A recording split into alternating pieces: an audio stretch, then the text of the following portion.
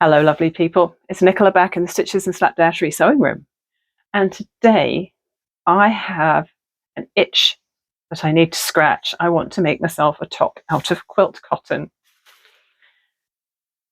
So this pattern, if I can just find it, buried underneath these pieces here. Here we go.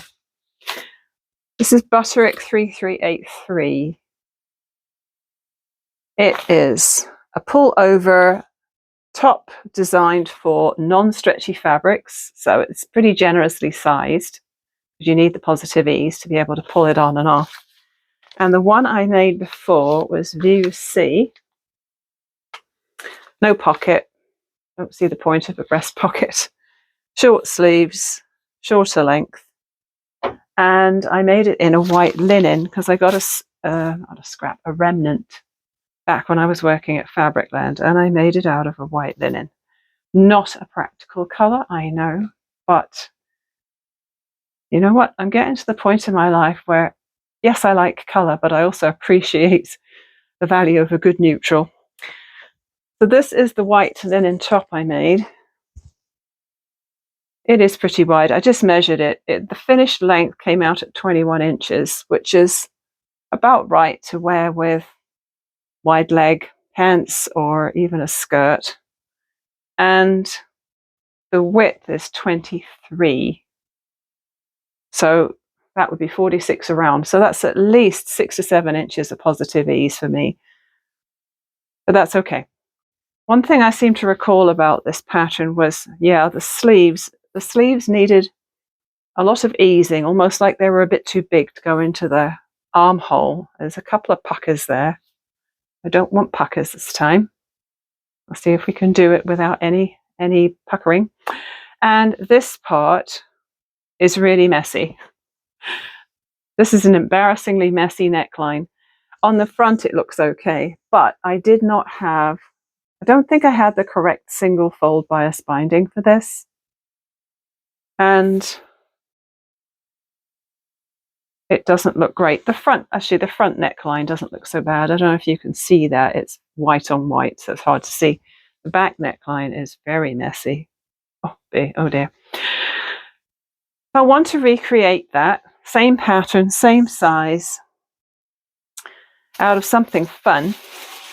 And I've got my pattern pieces out. There's only 3 pattern pieces. There's a front, a back, and a sleeve. Very simple. Actually, before I cut into anything, I am going to check whether I have some bias binding that will work with this. Either that, or I suppose I could make my own. I always feel that's a waste of yardage, though. You have to do a diagonal cut, and it uses up a heck of a lot. I've got my cutting layout marked clearly there, so I know which one I'm following. And I found a fabric which I have enough of. Because it's a narrower fabric, this one, the linen was a 150 centimeter wide fabric. This one is only, because it's quilt cotton, it's only 115 centimeters wide. So obviously you need more. The pattern calls for 1.4 meters, and thankfully I have 1.5 meters of this beautiful leafy fabric in this lovely aqua green turquoise fabric. I have not washed this fabric. I am not going to wash it because I'm impatient to get started. You know what they say, rules are made to be broken. I've just noticed actually that this is from the Stonehenge range by Northcott. You might have heard of that if you're a sewer. Very lovely. So I'm going to bust out the ironing board and get rid of these creases and then refold it as neatly as possible on the grain. I will get the sewing binding, seam binding, bias binding, that's what I'm looking for. I will get the bias binding tub out. I have some in a bucket over on my pegboard, and I'll just check whether I've got anything I can use. Hopefully I won't have to make any. I came down to my sewing room last night to pick fabrics for sewing a top, and instead I got crazy tidying this bookshelf. It needed doing. The stuff on the bottom was full of paper, and it was just sliding onto the floor all the time. Those are my patterns at the bottom in the green fabric wrapped box. I put some books on the side there, which I listed on Facebook Marketplace. I've got a pile there, which is going to be gift or thrift. Ha! That rhymes, gift or thrift.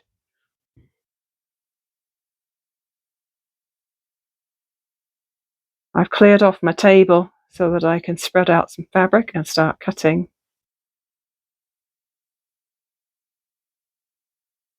And there's actually space under this table. So if my son wants to sew, he can sit at the table properly. That's my Amish Swift that Mr. Stitches made for me, that wooden thing. Yep, I did get rid of some stuff and I rearranged some stuff and it all looks a lot better now. That is my normal cutting area. Currently, the clutter from the sewing table is on that table. So let's get to it. Good news, I found some grey single fold bias binding that will work perfectly. Now I have to fold this. Now I'm not supposed to fold it completely in half because there's some finagling going on here of making it fit into the piece of fabric.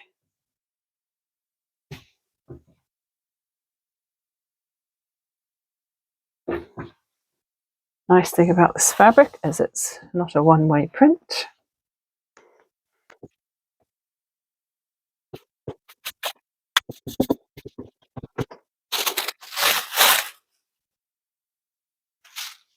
So for my length, the C, it finishes here.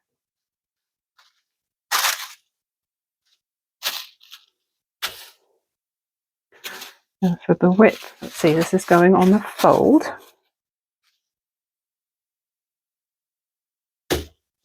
I'm going to have to fold the fabric a little bit more.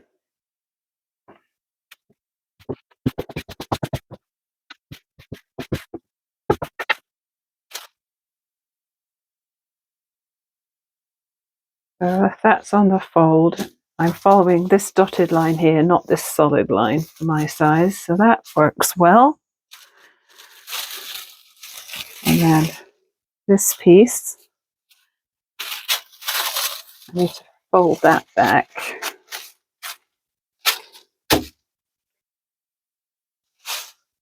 I very much believe now in not cutting into pattern pieces if you don't have to.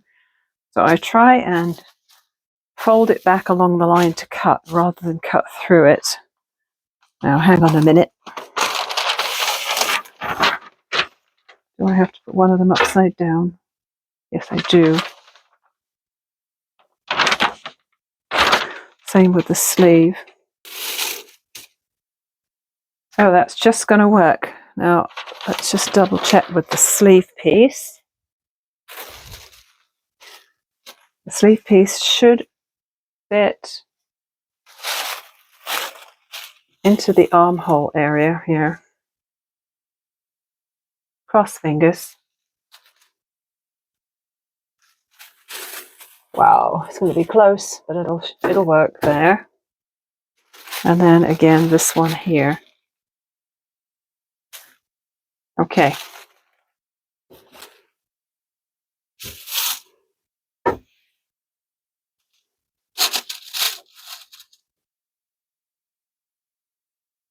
Don't really need this ruler right now because it's going on the fold, so I don't need to measure if it's in line with the grain.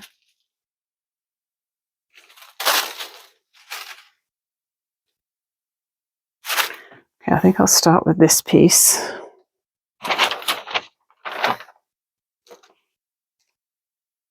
I have my little bean-filled pattern weights that I made a long time ago.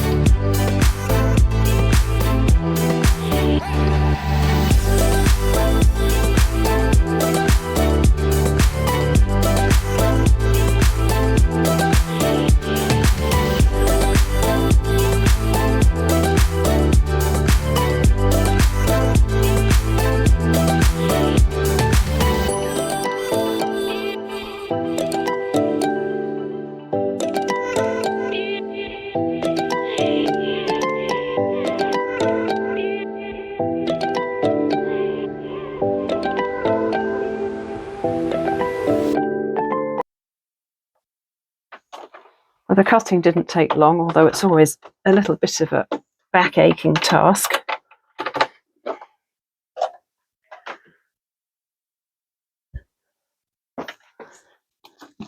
Time to get the machine plugged in.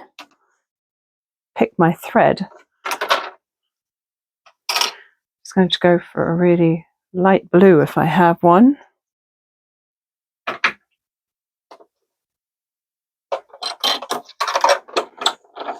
I have my little scrap ready to do a little test of the stitch length when I've decided which thread I'm using.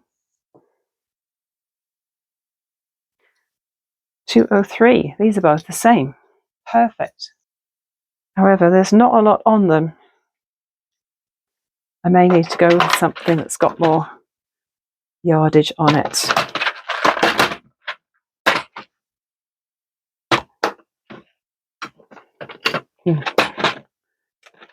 Let's use a pink bobbin today.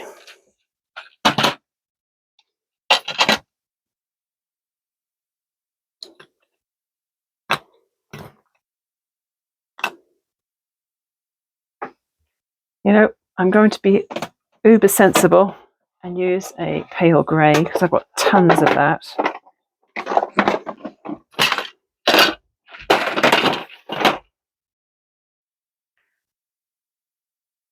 And it will blend in nicely, I think.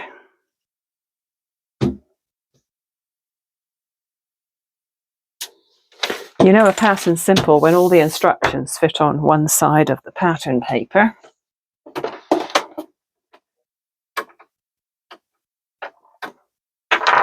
I just put my regular sewing machine foot on. I'm unhappy with my quilting foot at the moment because both of my walking feet don't like it when there's any sort of unlevel surface and my needle hits the metal and it breaks. So that's very annoying. I think I have a Microtex needle in there, 70, so that's going to work fine for this. Nice and sharp. Only put it in a couple of days ago.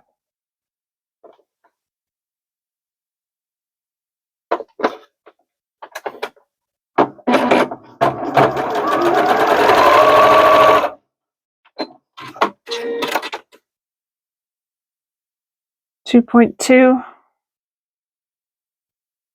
Yeah, we're just going to go with the default 2.2 that the machine likes to use, so that's fine.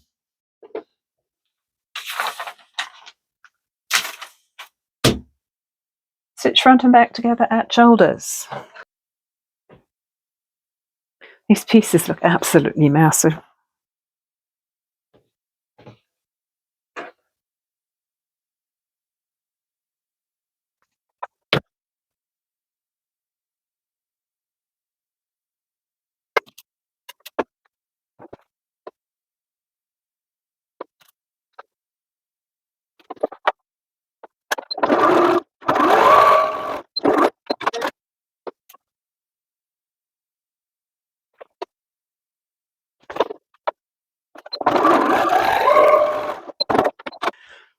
So the seam allowance is always 5/8 of an inch on these, unless they say otherwise. And my pieces aren't matching exactly. Well, that one's not too bad. This one, it's a bit off. But I think it's more important to have it matching at the neckline than the sleeve edge. So that's what I've done. So as I go along, I'm just going to trim my seam allowances and just zigzag them together.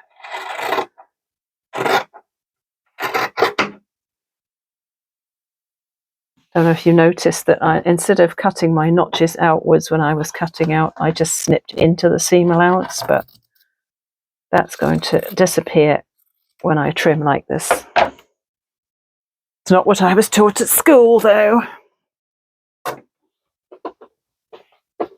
Okay, zigzag. Let's Let's do a quick practice on the zigzag to get the ultimate edging.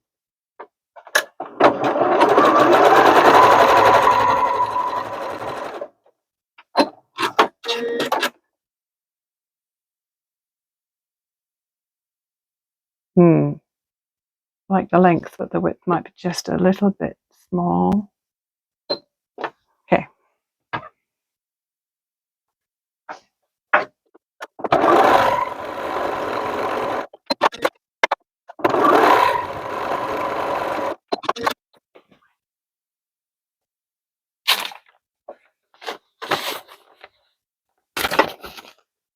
Stitch front and back together at shoulders, done. Pin front and back together at sides and stitch.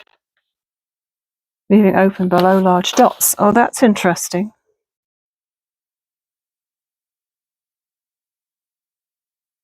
Oh, that's view A and B. Right, I was going to say I don't have split on that one.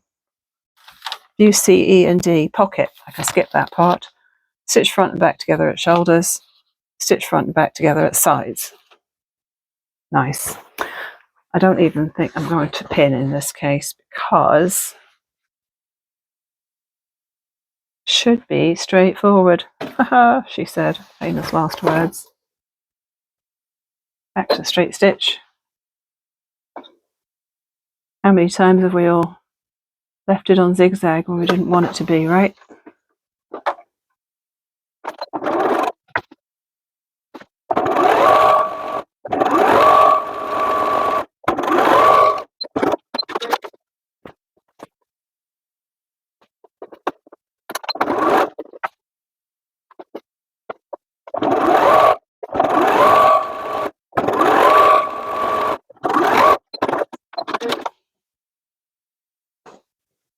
That's the side seams done.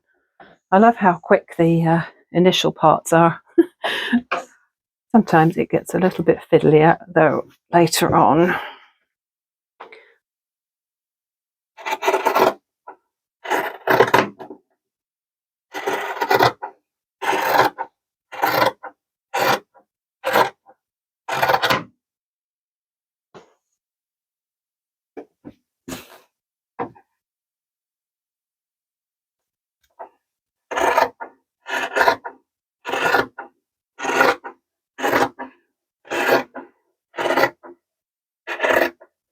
This was a knit fabric, I probably wouldn't be bothering to neaten anything because it doesn't fray, but the stuff does fray.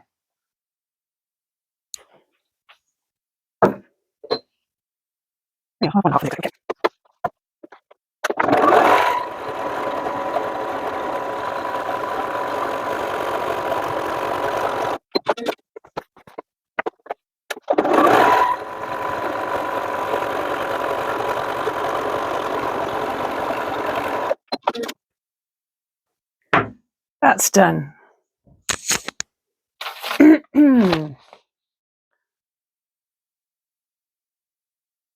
Neck edge, to prevent neck edge from stretching. Stitch 1/4 inch from raw edge. Now this is the part where I didn't find it so easy the last time.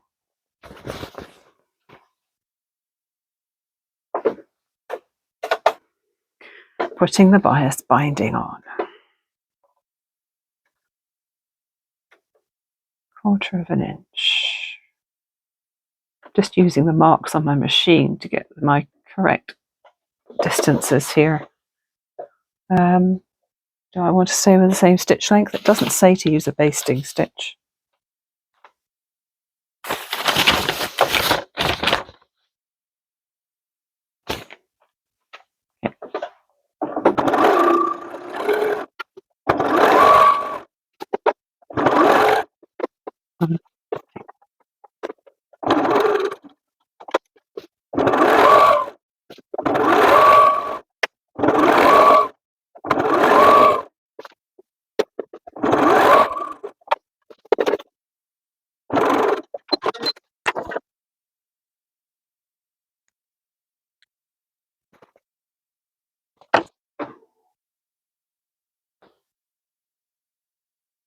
Looking like a top already.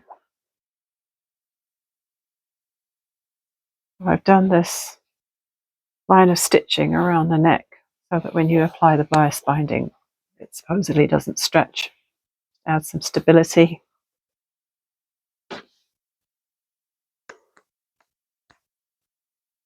And now I have to open out the bias tape and press out one of the creases so that I can put it around the neckline. Problem I had last time is that I tried to cut some double fold bias binding narrower. I made a right mess of it. Let's just estimate how much I'm going to need here so I don't go mad.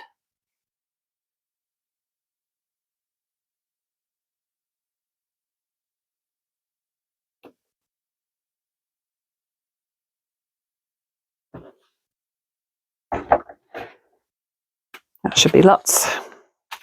So I've folded out one side of this bias binding as per the instructions. And now I just need to fold under, hang on a minute, let me just think about this here. Fold under 1/4 of an inch. I'm just going to start right behind the sleeve seam here. Oh, not the sleeve seam, the shoulder seam.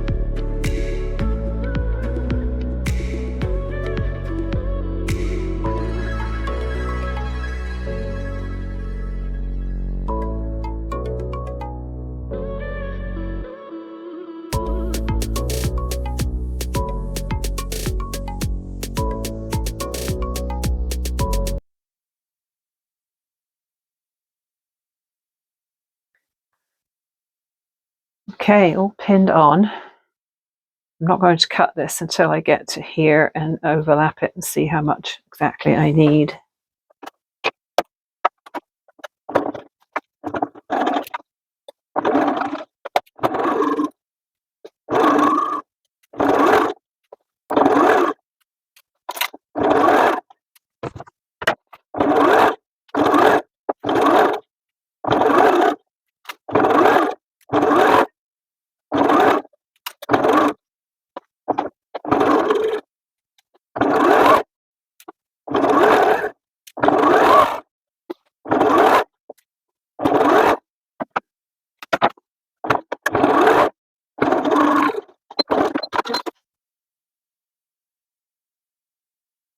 I'm tripping over all my wires here.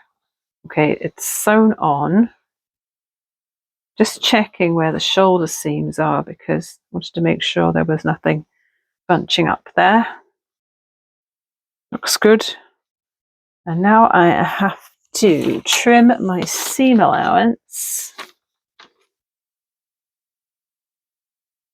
to a scant 1/4 inch. Press it in and then stitch it down. I'm always a bit nervous when it comes to trimming seam allowances, when you're worried you're going to catch the main fabric on something like this.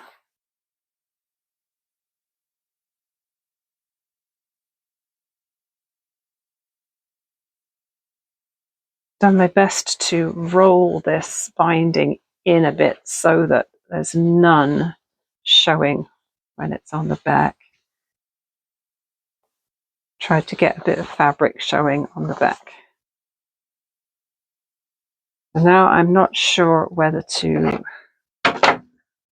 hand sew the basting or use some double-sided tape on it, or just pin it and go for it. You know me, this is slapdash. I think you know which one I'm going to go for, don't you? I always think the stitching looks better if you stitch from the outside. So I'm going to pin from the outside and then sew it.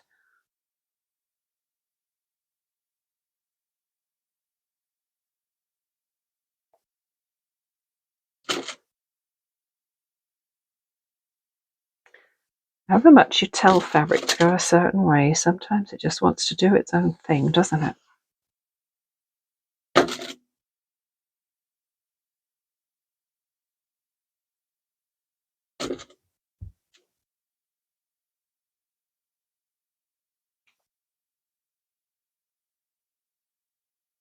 I've pushed my seam allowances to the back. I always do that. I don't know if that's something you're supposed to do or not.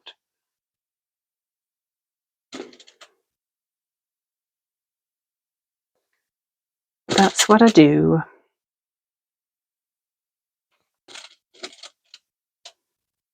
Because this is akin to top stitching, I'm going to lengthen my seam. Not my seam, my stitch length.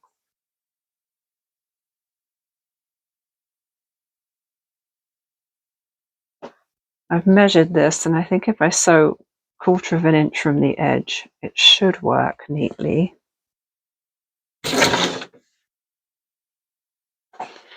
Well, my carpet needed vacuuming before. It's going to need vacuuming even more after this. Okay, what are we going to do for stitch length? 3? Yeah, let's do that.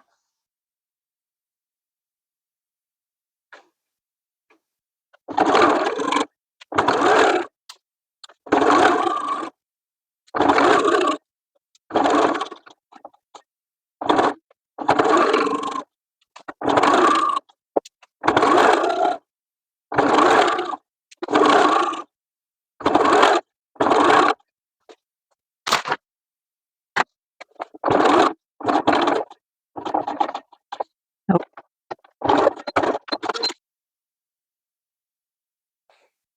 If I should do another row of stitching further away. That's potentially going to flap about quite a bit there. Maybe I should have done it 3/8 of an inch.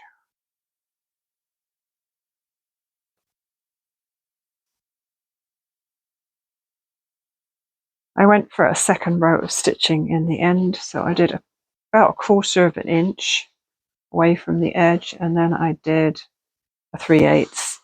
The front looks okay. Right at the back where I started my seams, the two lines merge for about an inch there, but that's the back shoulder, so I'm not going to worry about it. I've given it a nice bit of a pressing, and now I'm going to have a lunch break.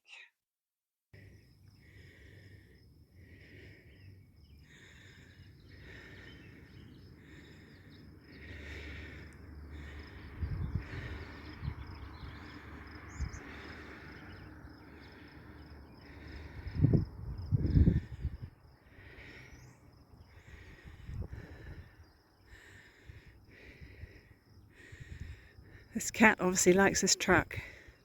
It's a very cool old truck.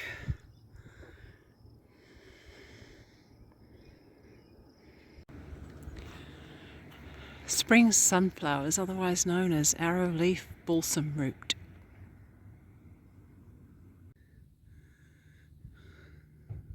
Irises.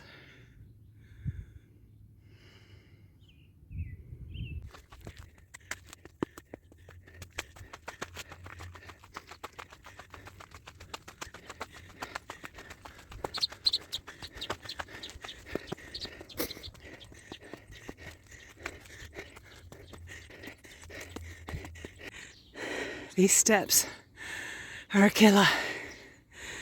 So I'm just enjoying the view for a sec before I carry on. Now I need to do a stabilizing stitch around here. I'm going to just smooth out that edge so there's no step where the two pieces meet.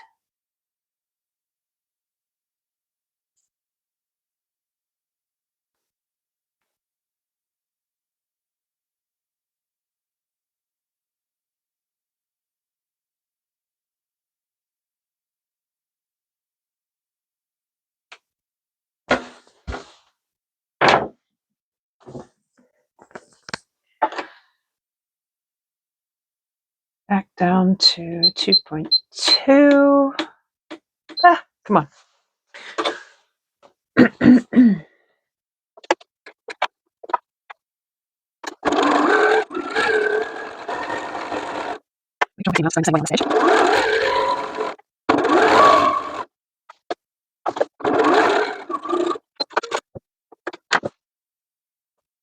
I really like projects that you can get done in a day. I think one of the reasons I love sewing projects so much is that they seem so much quicker than knitting or crochet ones where you have to form every single stitch. But sometimes the sewing project can get quite complicated and you can't do it all in one sitting. And I just get frustrated with that because I'm impatient. Okay, next step.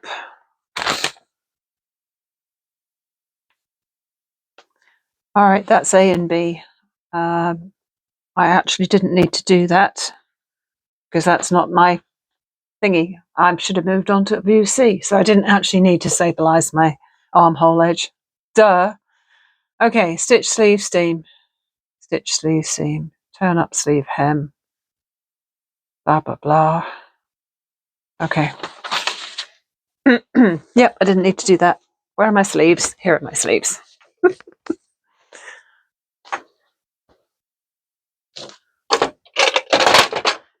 Yep, you only need to stabilize the edge if you're going to do bias binding on the sleeve, on the armhole, and I am not doing that because I'm adding a sleeve.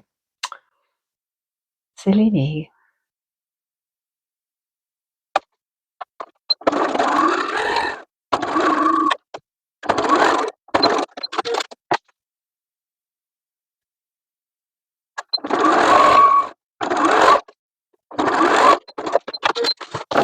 Okay, so that is sewn and I'm going to trim it and zigzag it like before. Seamed and edged. Turn up sleeve hem based close to fold.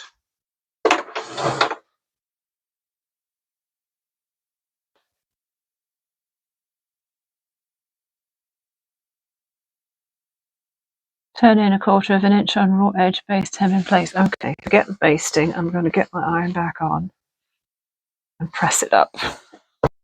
I pressed the hems of the sleeves up. I did the first pressing and then I tried to get that 1/4 of an inch seam allowance folded under, but it was a bit fiddly. So I'm just going to pin it into submission here and hopefully it'll look okay. There's a bit of a tricky spot right here where there's a weird angle happening. So well, maybe I should see what I did on this other one. This other one was probably even more slapdash. Well, it looks all right on there.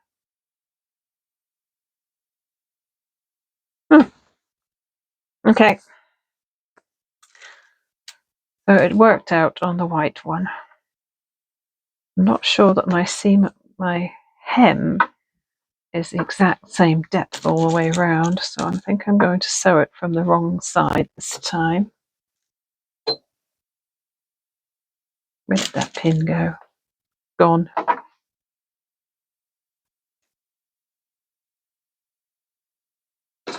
Okay. I did hold the two sleeves together to make sure that they were the same length on the outside, longest part, and also on the inner seam, and they looked good.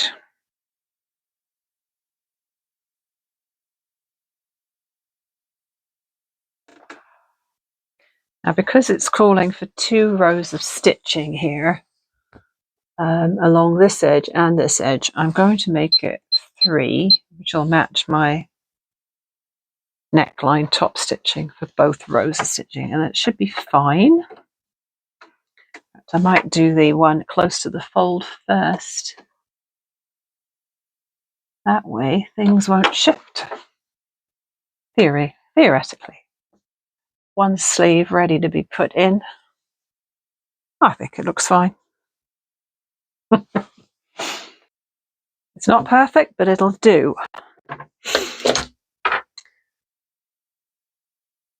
With right sides together, pin sleeve into armhole, placing the large dots at shoulder seam, stitch, stitch again.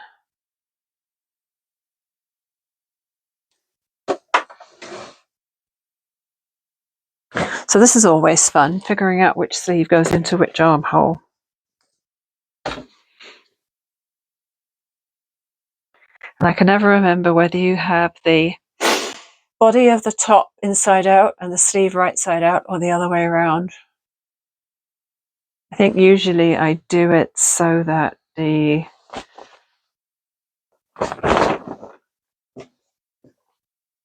top is inside out and the sleeve is right side out. Now, where are my notches?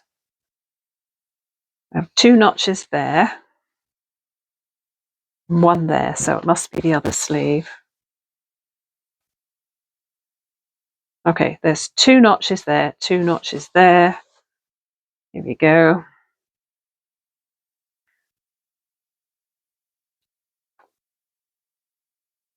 Make sure my seam allowances are the right way.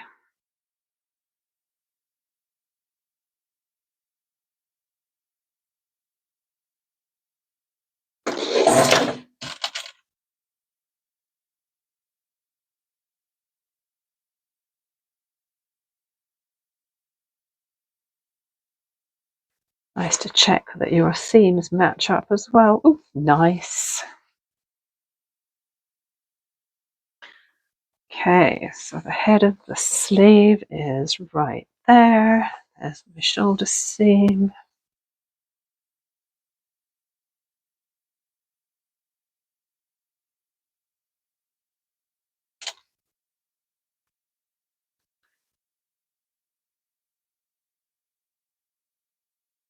I hope I don't have to do any easing.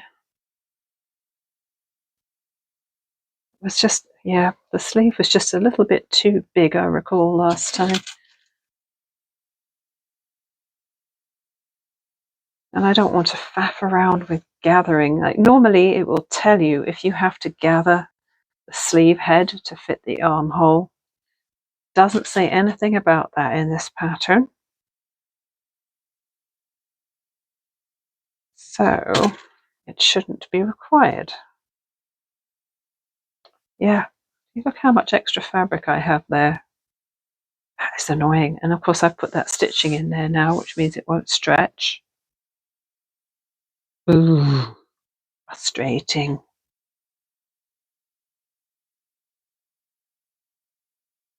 I mean, it could be that there's an error in the pattern. That happens sometimes.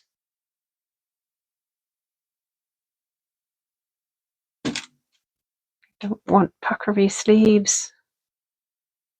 But that may be unavoidable. The only way I can get around this, well, there's 2 things I can do. Obviously, if I hadn't already hemmed all this, I could have made a bigger seam allowance to make the armhole smaller. Or I could add some gathering stitches on the head of the sleeve and pull it in, which I think I'm going to have to do. It doesn't show that in this pattern now. How frustrating. Right, that's what I'm going to do.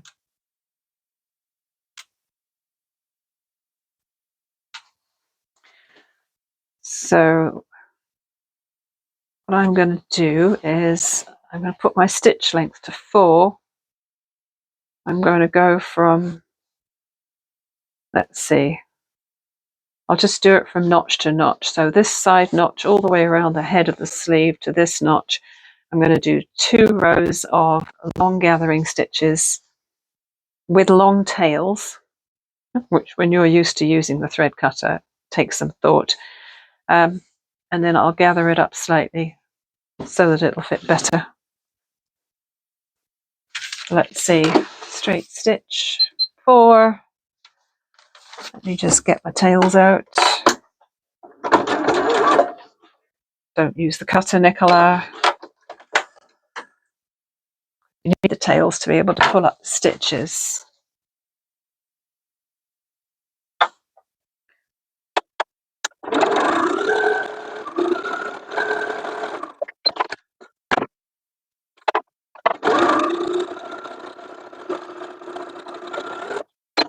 So I've done 2 parallel lines of long stitches on there, and that way I'll be able to get up after this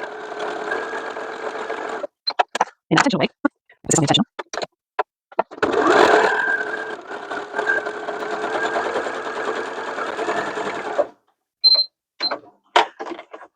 There's a chance that my stitching might be seen when I finish the seams. I'll just have to unpick the gathering stitches out if that happens.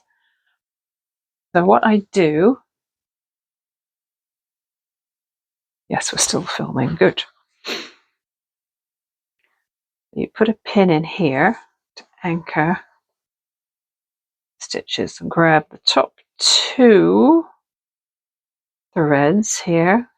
Pull up a little bit.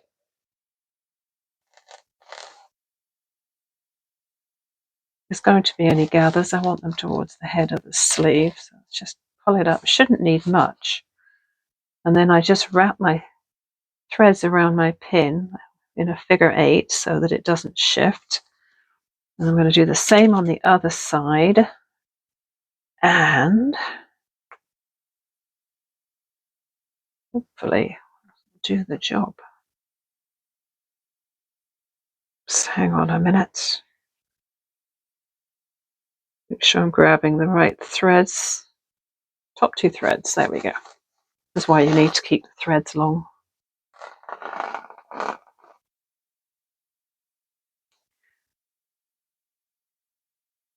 I'm just going to estimate how much to pull it up for now. I do not like puffy sleeves.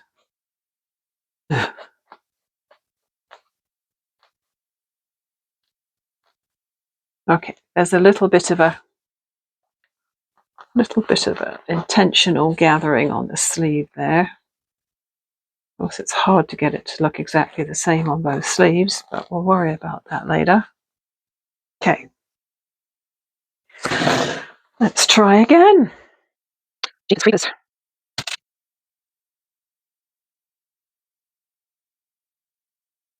Right, sleeve head. A little notch up here somewhere. There it is.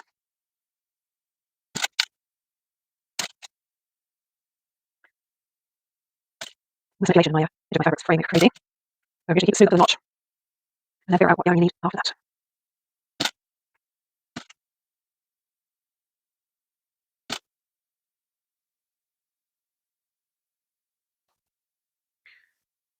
Now,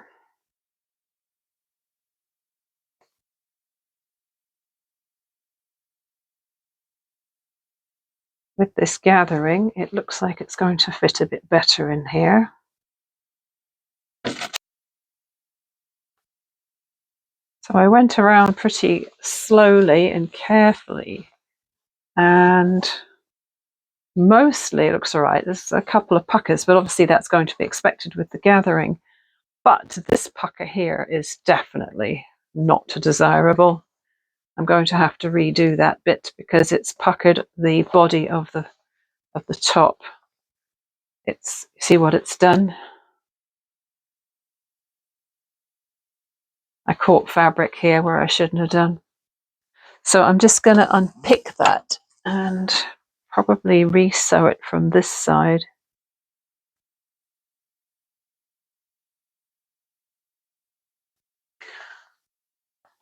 I'll just check all the way around on this side as well. Now I was forgetting, because I don't make many garments and I tend to use a 3/8 of an inch seam allowance so much, I was putting my gathering stitches far too far in. One of the lines of gathering is supposed to be pretty much where your seam line is going, and then the other one just inside it. And I did them too far over, but no big deal, really. Down to the final stage, I pinned up the hem. I'm going to sew it close to the fold, and then I'll do the folding and pressing and then sewing of the other part. I've pressed these sleeves. Now, even though it looked like there was so much fabric on the sleeves, when you gather it in, you can't actually see much in the way of gathering. There's a tiny gather there. There's a little one on the back there. And then on this sleeve, there's a couple on the front of the shoulder. There's one there, one there. And then really hardly anything, nothing on the back. It's funny. It's just a tiny bit of fabric that needs to be taken in, but enough that I think it made sense to do the gathering stitches. So I'm just going to do this stitching here, and then a bit more ironing, and one more seam, and we'll be finished.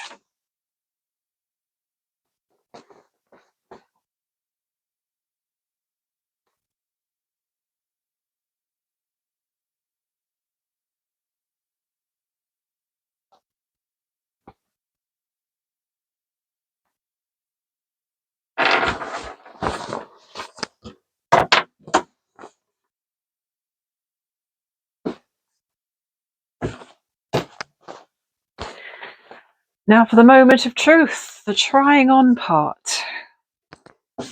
And we're done. Ta-da! As you can see, it's pretty wide in the neck. Obviously, because it's not stretchy fabric, it has to be able to go over your head without stretching. So this is why sometimes I'll wear a tank top under this sort of thing, because once you see the bra strap, or I just sort of edge it off to the side a little bit. Very comfortable. Sleeves are the perfect length for covering up bingo wings. And it comes over my tummy. I'll tip you down a little bit. Hold on a minute. Shaky, shaky. So it's long enough to come over my tummy, and it stops. Okay, my hip bones are there. My hip bones are there. So it comes just past my hip bones, but it stops before the major largeness of the thighs and the bum. But that's okay, because I have a couple of voluminous pairs of pants, and I wouldn't want this to be coming too low for that, because then, yeah, I would definitely look like a sack of potatoes, which hopefully I don't look like right now. And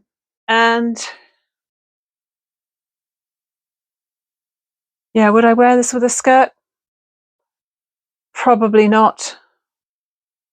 Probably my plain black wide leg cotton pants or my jeans, I'm thinking. So I really like this. It's super easy. I don't know what time of day it is right now, but I didn't get down here till 11, and I stopped for about a 20-minute lunch break, and it's probably only around 2:30 right now. So maybe a 3-hour sew, which I really like. And I'm so pleased the neckline worked out better than that last one. I tried to mess around with that seam binding or the bias binding last time, and I messed it up completely rather than go out and buy what I needed. So this looks fantastic compared to that one. So I could probably attempt some of these other versions at some point. There's a tank top with a split hem. There's a longer sort of tunic length with a split hem. A 3/4 length sleeve, which is quite nice. I do like a 3/4 length sleeve. A 3/4 length sleeve's old lady-ish. I was watching a video by this young woman, years ago, where she said she couldn't stand 3/4 length sleeves because she thought they made her look old. And I thought, maybe 3/4 length sleeves are for those of us who are getting really self-conscious about our upper arms. I'm doing my best to get over that now. But I do like this. This is perfect for summer. And it only took, I think I had, hang on, let me see if I can figure out how much of this I had left. And I just had a couple of blocky bits. Hang on.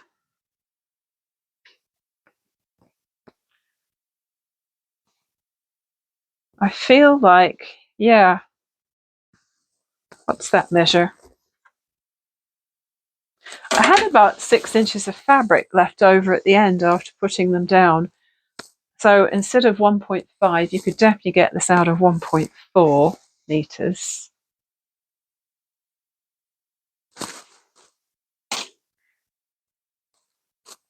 I just love this fabric so much.